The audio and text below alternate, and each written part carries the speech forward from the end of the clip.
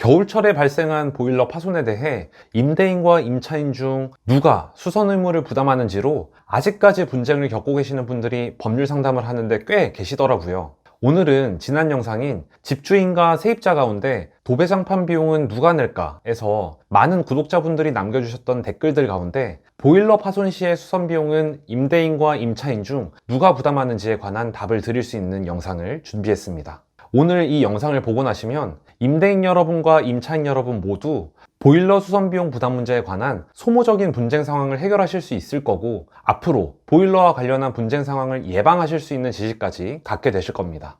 그리고 무엇보다도 우리 구독자님의 궁금증이 해결될 수 있을 겁니다.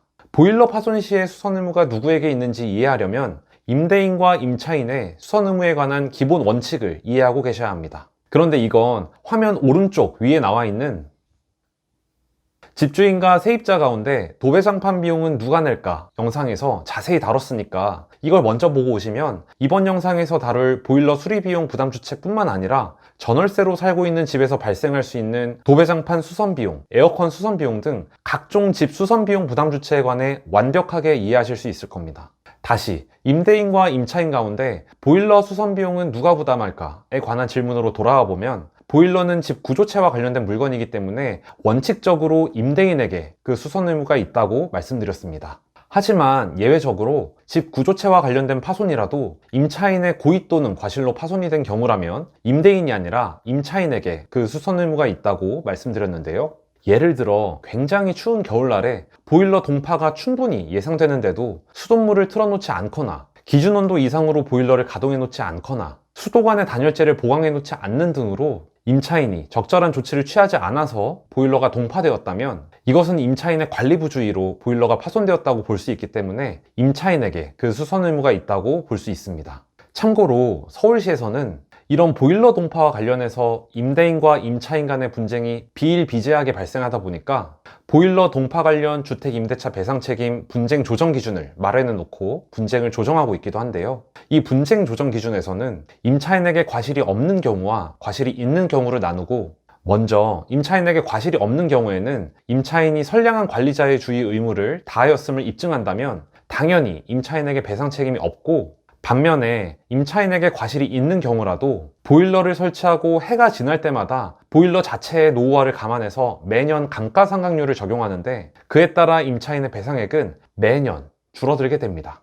그리고 보일러를 설치한 지 7년째가 되는 해부터는 감가상각률 100%를 적용해서 임차인의 과실이 있는 경우라도 임차인에게 배상 책임을 전혀 지우지 않고 있습니다. 다시 말하면 보일러를 한번 설치하면 해가 지날수록 보일러 자체의 노후화에 따른 고장 가능성을 감안하는데, 보일러가 설치된 지 7년이 되는 해부터는 보일러 자체의 노후화로 인한 파손이라고 간주하는 것입니다. 하지만 주의할 점은 분쟁 조정 기준에 나와 있지는 않지만 임차인의 과실이 아니라 임대인을 골탕 먹이려는 목적이든 다른 어떠한 목적이든 임차인이 고의로 보일러를 동파시킨 경우라면 이러한 분쟁 조정 기준이 적용되는 것이 아니라 임차인이 보일러 수선 비용에 대해 100% 손해배상 책임이 있다고 봐야 합니다. 나쁜 마음을 먹고 보일러를 일부러 파손시킨 것이니까요. 또 한 가지 주의할 점은 이러한 분쟁 조정 기준은 임대인과 임차인 사이에 조정이 가능할 때 적용할 수 있는 기준일 뿐이지, 임대인과 임차인의 입장이 첨예하게 대립하는 경우에는 이러한 조정 기준을 강제할 수는 없다는 점도 알고 계셔야겠습니다. 다시 구독자님의 질문으로 돌아와서, 구독자님께서 말씀하신 사례는 구체적인 사실관계에 따라 다툼의 여지가 있겠지만 제 의견으로는 임차인분이 장기간 집을 비우는 동안 동파를 방지하기 위한 목적으로 외출 모드를 설정해 두었다는 점, 임차인이 고의로 보일러를 동파시켰다는 사정도 보이지 않는 점, 임차인이 과실로 보일러를 동파시켰다고 가정하더라도 보일러가 설치된 지 9년이 되었다는 점, 설치된 지 9년이라는 시간은 앞서 말씀드린 것처럼 서울시에서 마련한 분쟁 조정 기준에 따르더라도 더 이상 임차인의 책임으로 보지 않는 시간이라는 점 등을 종합적으로 고려하면 저는 이 사례에서 임대인이 임차인에게 보일러 수선 비용을 부담시키기는 좀 어렵지 않을까 생각합니다. 물론 이러한 제 의견은 간단히 써주신 사실관계를 기초로 판단한 것이기 때문에 정확하지 않을 수 있고, 정확한 법적 판단은 구체적인 사실관계에 따라 얼마든지 달라질 수 있으니까 어디까지나 참고만 해주시기 바랍니다. 구독자님, 다시 한번 좋은 질문 주셔서 정말 감사드립니다. 자, 이번 영상에서는 보일러 파손 시 그 수선 의무가 누구에게 있는지 살펴보면서 서울시의 보일러 동파 관련 주택 임대차 배상 책임, 분쟁 조정 기준까지 함께 알아봤습니다.